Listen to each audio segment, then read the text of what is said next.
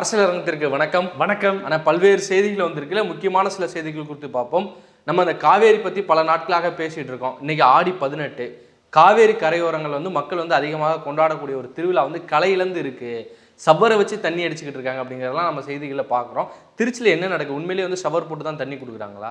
அதாவது இந்த ஆடிப்பெருக்கு அப்படிங்கிறது தமிழர்களோட பாரம்பரியமான நீர் திருவிழா. இது தொன்று தொட்டு காலங்கடந்து நடந்துட்டு இருக்க ஒரு திருவிழா. எப்படின்னா, தமிழர்கள் பொதுவாகவே இயற்கையை வழிபடக்கூடியவங்க. இயற்கையில் வரக்கூடிய நெருப்பை, நீரை, ஆகாயத்தை, சூரியனை, சந்திரன், நிலவை, விவசாய வேளாண் பொருட்களை, ஆடு மாடுகளை, கால்நடை நாயை கூட வழிபடக்கூடிய ஒரு உயிர்நேயவாதிகள் தான் தமிழர்கள். அந்த வகையில் ஆற்ற வழிபடக்கூடிய இந்த நாள் தான் ஆடிப்பெருக்கு அப்படின்னு சொல்லக்கூடிய ஆடி 18, ஆடி மாதம் 18ஆம் நாள் வரக்கூடிய ஆடிப்பெருக்கு. இந்த நாள் பார்த்தோம்னா இந்த காவிரி நதிநீர் பாயக்கூடிய மாவட்டங்களில் வெகு சிறப்பாக நடக்கும். தமிழ்நாடு முழுக்கவே இந்த விழாவை கொண்டாடுவாங்க. இதில் முக்கியமாக இந்த டெல்டா பகுதிகள், ஏன்னா இது அகண்ட காவிரியாக வருது. இங்கே குளித்தலையிலேருந்து கடைமடை வரைக்குமே அகண்ட காவிரியாக இருக்கும். இந்த மாவட்டங்களில் இந்த ஆடி 18 லோக்கல் ஹாலிடே, அன்னைக்கு உள்ளூர் விடுமுறை கொடுத்துருவாங்க பள்ளிகளுக்கெல்லாம். நான்லாம் அன்னைக்கு விடுமுறையை கொண்டாடி இருக்கிறேன், பயனடைந்த மாணவர். ஆமாம், அந்த சிறு வயதில் அன்றைய தினம் பார்த்தோம்னா களை கட்டும். திருச்சியில் ஆரம்பித்து அது டெல்டா மாவட்டங்கள், அந்த மேட்டூர்லேருந்தே ஆரம்பிச்சிடும். திருச்சியில் முக்கியமாக இந்த நாள் களை கட்டும். எப்படின்னா, குடும்பத்தோட அன்றைய தினம் குடும்பத்தோட எல்லாருமே ஆற்றுக்கு போவாங்க. இங்கேருந்து போகிறோம் அப்படின்னா சத்திரம் பஸ் ஸ்டாண்டுலேருந்தே கூட்டம் ஆரம்பிச்சிடும். வாகனம் நிறுத்துறதுக்கு இடம் இருக்காது. கிடைச்ச இடங்கள்ல பைக்கை போட்டுட்டு அப்பா, அம்மா, தம்பி, தங்கச்சி எல்லாரும் ஒன்றா போயிட்டு போனோம்னா அங்கே திருச்சியில் நிறைய படித்துறைகள் இருக்குது. அம்மா மண்டபம், ஐயாளம்மன் படித்துறை இருக்குது, கருட மண்டபம் படித்துறை இருக்குது, சிந்தாமணி ஓடத்துறை இருக்குது. இப்படி அவங்கவுங்களுக்கு விருப்பமான இடங்களில் போய் சாமி கும்பிடுவாங்க.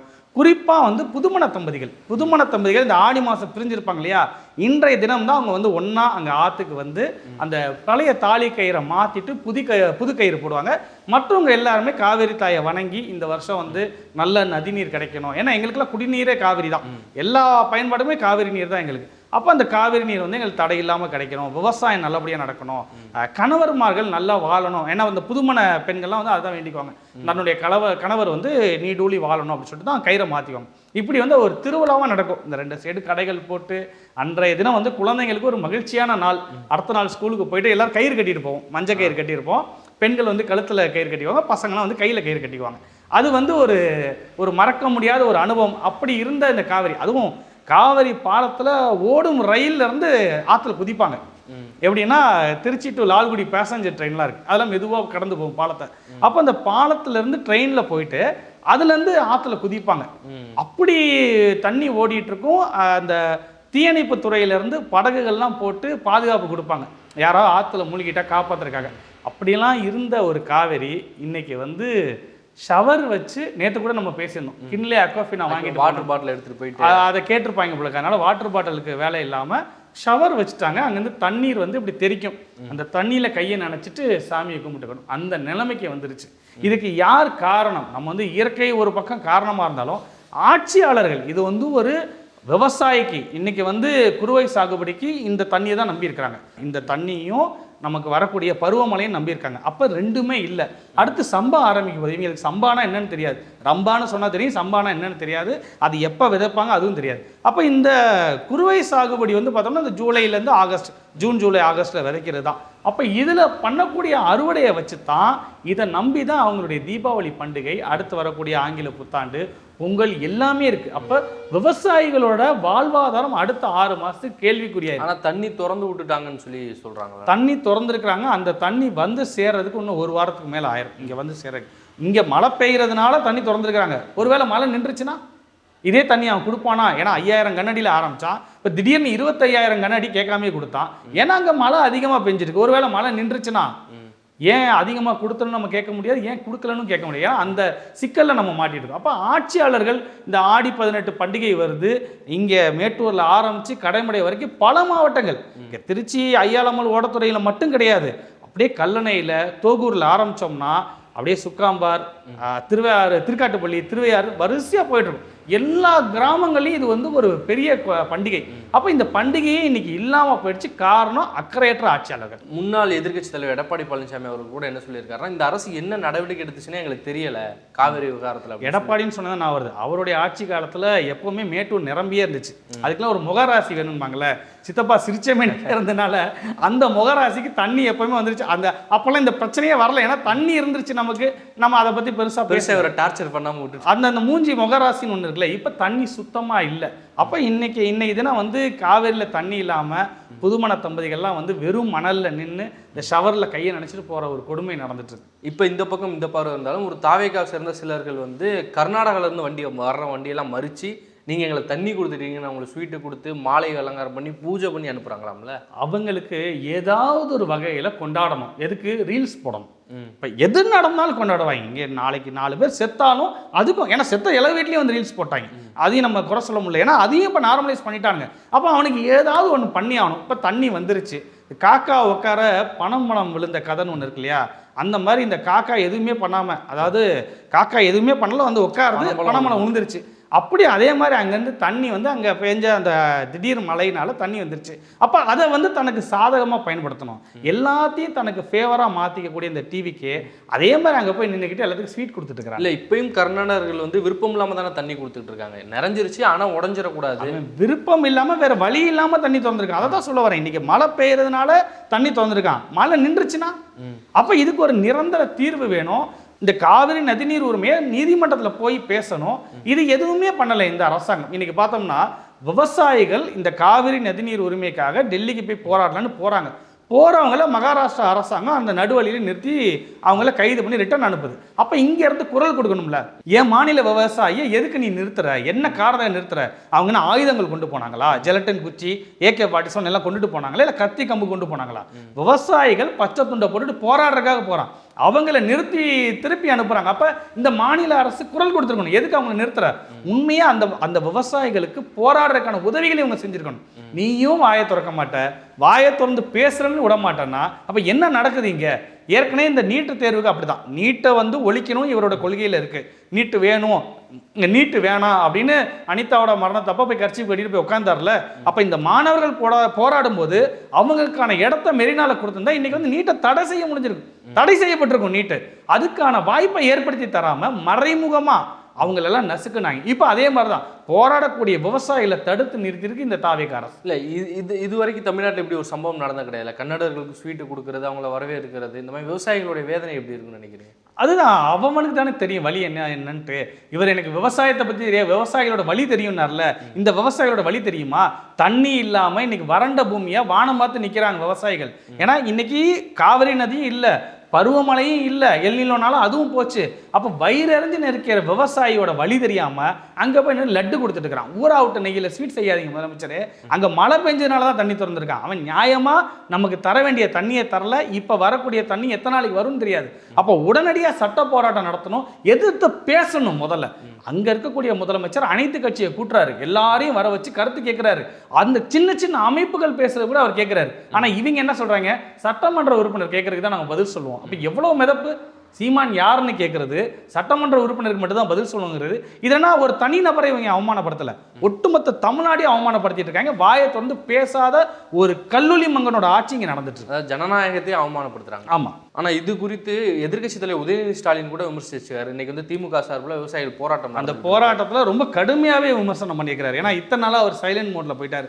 நம்ம மட்டும்தான் கடந்து துடிக்கிறோம், அடிக்கிறோம். அவங்க சைடில் எப்பயாவது அத்தி பூத்தார் போல என்னைக்காவது வந்து வெளியில் பேசுறது. இன்னைக்கு கொஞ்சம் கோபமாக பேசிக்கிறார். என்ன சொல்றாருன்னா, ஒரு ஜோக்கர் அரசாங்கம் நடக்குது, இருக்கிற அமைச்சர்கள்லாம் ஜோக்கராக இருக்கிறாங்க. லாட்ரி வித்தவன், பிளாக் டிக்கெட் வித்தவன்லாம் அமைச்சராக இருந்தால் இந்த நிலைமை தான் வரும். அது ஒரு வகையில் அவருடைய கருத்து வந்து உண்மையாக கூட இருக்கலாம். ஏன்னா இன்னைக்கு வந்து அமைச்சர்கள் யாருக்குமே இது குறித்து அக்கறை கிடையாது. இது பற்றி கேட்டாவே வாயை திறக்க மாட்டாங்க. பேசாம கடந்து போறத ஒரு ஸ்ட்ராட்டஜியா வச்சிருக்காங்க. யார் என்ன கேட்டாலும் வாயை திறக்கிறது இல்லை. பொய்யான விஷயங்களை சமூக வலைதளங்கள் மூலமா மக்கள் கிட்ட கொண்டு போய் பரப்புறது. இங்க இந்த நல்லது பண்ணிட்டோம், இங்க இது நடந்துருச்சு, இங்க வந்து கொண்டாடுனாங்க, மக்கள் இதை பேசினாங்க, அதை பேசினாங்க. அதாவது ஒரு மாய உலகத்துல, ஒரு ரீல்ஸ் உலகத்துல இந்த தாவேகா கொண்டு போயிட்டு இருக்கு. அதை அவர் கண்டிச்சுக்காரு. ஒரு ஜோக்கர் அரசாங்கம் நடக்குது அப்படின்னு பேசிக்கிறார். திமுக ஆட்சியில் இருக்கும்போது அமைச்சர்கள் வந்து என்னத்தையாவது சொல்லிட்டு போயிடுவாங்க. இதுதாங்க அதாவது பதில் சொல்லணும்ல. வாயை திறந்து மக்களோட வழி அறிஞ்சவனுக்கு தான் மனசுல இருந்து வார்த்தைகள் வரும். இது எதுவுமே தெரியாத என்ன பண்ணுவான்? அமைதியா கடந்து போவான். உங்களுக்கு ஒரு ஆன்சர் தெரியுது அப்படின்னா அவங்களோட ஆன்சர் பேப்பரை எதாவது எழுதுவீங்க. எதுவுமே தெரியலனா அவனுக்கு கேள்வியே புரியலையே, இல்லைன்னா கேள்வியாவது மறுபடியும் அழகா எழுதி வச்சுட்டு ஒரு மார்க் வாங்கலாம். அவனுக்கு கேள்வியே தெரியாது. அப்ப என்ன பண்ணுவான்? எம்டியா பேப்பரை வச்சுட்டு போயிட்டேன். அதுதான் இங்கே நடந்துட்டு இருக்கு. ஆனால் சமீபத்தில் இந்தியா முழுவதும் மிகப்பெரிய தாக்கத்தை ஏற்படுத்தி இந்த சிஜேபி பார்ட்டி அதோட நிறுவன தலைவர் வந்து இன்றைக்கு பேசியிருக்காரு. அது மிகப்பெரிய பரபரப்பை ஏற்படுத்திருக்கு. யாருமே ஹீரோ ஒர்ஷிப் பண்ணாதீங்கன்னு சொல்லியிருக்காரு. இல்லை, அவர் அபிஜித் திவ்கே வந்து பார்த்தோம்னா இன்னைக்கு மட்டும் கிடையாது, அவர் அன்னையிலேருந்து சொல்லிட்டு இருக்கிறார். எங்கேயுமே அதாவது என்ன சொல்றாரு அப்படின்னா, ஈரோ கலாச்சாரத்தை நிறுத்துங்க, இரவோடு இரவாக மனிதர்களை ஈரோக்களாக மாற்றுவதை நிறுத்துங்கள், அரசியல்வாதிகள் முதல் பிரபலங்கள் வரை அனைவரையும் ஈரோக்களாக கொண்டாடும் பழக்கத்தை நாம் நிறுத்த வேண்டும். இதை டே ஒன்லேருந்து சொல்லிட்டு இருக்கிறாரு. என்னைய ஹீரோவாக கொண்டாடாதீங்க. இதை வந்து தமிழ்நாட்டில் ஒருத்தர் சொல்லிட்டு இருந்தார், ரொம்ப காலமாக சொல்லிட்டு இருந்தார். மக்கள் ஏற்றுக்கல. என்ன சொன்னார்னா, தலைவனை வந்து திரையில தேடாத, உனக்காக யார் நிற்கிறாங்கன்னு பாரு, கொள்கையை பாரு, தத்துவத்தை பாரு. இதை காலகாலமாக சொல்லி வளர்த்தார். இந்த மக்களுக்கு புரிஞ்சுதா? இன்றைக்கி நான் உங்ககிட்ட சொல்கிறேன். இன்றைக்கி வந்து நம்ம பாவூர் சத்திரத்துக்கு வந்திருந்தோம். இங்கே பாவூர் சத்திரத்தில் காலையில் ஒரு தேநீர் குடிக்கலான்னு போகிறோம். 2 புறமும் ஊரில் வந்து எதுக்கு ஒட்டியிருக்காங்கன்னே தெரில. மாவட்ட செயலாளர்னு ஒரு போஸ்டரு, ஒன்றிய செயலாளர்னு போஸ்டரு, ஒன்றிய நிர்வாகின்னு ஒரு போஸ்டர். யார்? தாவேக்கால. அவன் பெரிய மண்டையை போட்டு போஸ்டர் அடித்து ஒட்டியிருக்காங்க. ஆனால் இந்த கலாச்சாரத்தை அறவே வெறுத்தது நாம் தமிழர் கட்சி. அந்த பெரிய மண்டை, அந்த மண்டைக்கு பக்கத்தில் சின்ன மண்டை, அதுக்கு அடுத்து சின்ன மண்டை, அப்படி எதுவுமே இருக்காது. தலைவர் படம், அண்ணன் சீமான் அவர்களுடைய படம், அவ்வளவுதான். மற்றபடி நம்மளுடைய கொள்கைகள் இருக்கும். நமக்கு தமிழுக்காக போராடிய தலைவர்களோட படங்கள் இருக்கும். இன்றைக்கி நம்ம ஒரு இந்த தேநீர் நிலையத்தில் பார்த்தோம், ஒரு கேலண்டர் இருந்தது, நாம் தமிழ்ச்சியோட கேலண்டர். அந்த கேலண்டரில் எந்த ஒரு தனிநபரோட பொறுப்பாளர்களோட படங்கள் எதுவுமே கிடையாது. மேலே நம்மளுடைய முன்னத்தியர்கள், நம்மளுடைய முப்பாட்டன்கள், நம்மளுடைய மன்னர்கள், தமிழுக்காக வாழ்ந்த பெருமகன்கள் எல்லாரோட படங்களும் வரிசையாக இருக்குது. அதுக்கடுத்து தலைவர் படம், அண்ணன் படம், அந்த நாம் தமிழர் கட்சியோட நாட்காட்டி, அவ்வளவுதான். எவ்வளோ அழகாக இருந்தது. இதைத்தான் தத்துவத்தை முன்னு கொண்டு போகணும் அப்படின்னு அண்ணன் சீமான் அவர்கள் போராடிட்டு இருந்தார். தனிநபரை கொண்டாடாத, தத்துவத்தை முன்னு கொண்டு போ. இன்னைக்கு நம்ம நாம் தமிழர் கட்சி வேட்பாளர் 234 தொகுதியிலையும் பரப்புரைக்கு போனாங்க. எல்லா இடத்துலையும் தத்துவத்தை, நம்மளுடைய கொள்கையை பேசி தான் வாக்கு கேட்டாங்க. யாரும் தனிநபர் ஒர்ஷிப், இங்கே வந்து தனிநபர் வழிபாடு எங்கேயுமே பண்ணலை. இதுதான் எங்களுடைய கொள்கை, இதுதான் எங்களுடைய நிலைப்பாடு. நாங்கள் வந்தால் இந்த மாற்றத்தை கொடுப்போம். நாங்கள் இலவசத்தை எங்கேயுமே பேசலை. என்ன பேசணும்? நாங்கள் வந்தால் இதெல்லாம் செய்வோம், இதெல்லாம் செஞ்சால் கிடைக்கக்கூடிய பலன்களை சொல்லியிருக்கலாமே. நம்ம ஏன் நம்ம அதை சொல்லலை? நம்மளுடைய ப்ராசஸ் சொன்னோம். நாங்கள் வந்து நெகிழியை ஒழிப்போம், நெகிழியை ஒழிச்சா என்ன கிடைக்கும் அந்த மக்களுக்கு, அதை நம்ம சொல்லலை. அதை நம்ம சொல்ல தவறிட்டோமோ என்னென்னமோ நமக்கு தெரியல. ஆனால் மக்கள்கிட்ட பொய்யான வாக்குறுதிகள் எதுவுமே நம்ம கிட்ட இல்லை. இலவசங்கிற வார்த்தை கிடையாது. நான் என்ன செய்ய போகிறேன், இதைத்தான் அண்ணன் வந்து மேடை போட்டு எல்லாத்தையும் வரிசையாக விளக்கி காமிச்சார். எப்படி நம்ம வந்து காற்றாலை மின்சாரம் கொடுப்போம், எப்படி வந்து சூரிய ஒளி மின்சாரம் கொடுப்போம், இப்படி எல்லாத்துக்குமான ப்ராசஸை ஒரு படம் வச்சு பிபிடி வச்சு பேசுனது நாம் தமிழர் கட்சி மட்டும் தான். அப்போ இதைத்தான் வந்து அபிஜித் தீப்கவும் அங்கே பேசுகிறார். தனி மனித வழிபாட்டை நிறுத்துங்க, யாரையுமே ஹீரோ ஒர்ஷிப் பண்ணாதீங்க. ஏன்னா இன்னைக்கு தமிழ்நாடு அப்படி தான் மாறி போய் கிடக்கு. ஒரு தனிநபர் வழிபாட்டில், ஒரு ஹீரோ ஒர்ஷிப்பில் எதுவுமே அவங்களுக்கு தெரியாது. அவங்களுக்கு தெரிஞ்சதெல்லாம் அண்ணன் விஜய் மட்டும்தான். நம்ம ஒரு கருத்தை எடுத்து வைக்கிறோன்னா அந்த கருத்து உண்மையா பொய்யா அதை வந்து பகுத்தறிஞ்சு பார்க்கறதே கிடையாது. எங்கள் அண்ணனை பேசிட்டியா, என் தலைவனை பேசிட்டியா, உடனே நம்மளுடைய ஃபோன் நம்பரை எங்கேருந்தா ஆன்லைனில் தேடி எடுத்து ஃபோன் பண்ணி என்ன பேசுவாங்க? கொள்கையை பேசுவாங்களா? அவங்களோட தத்துவத்தை பேசுவாங்களா? நம்ம சொன்ன கருத்துக்கு எதிர்கத்தை எடுத்து வாதங்கள் எடுத்து வைப்பாங்களா? எதுவுமே கிடையாது.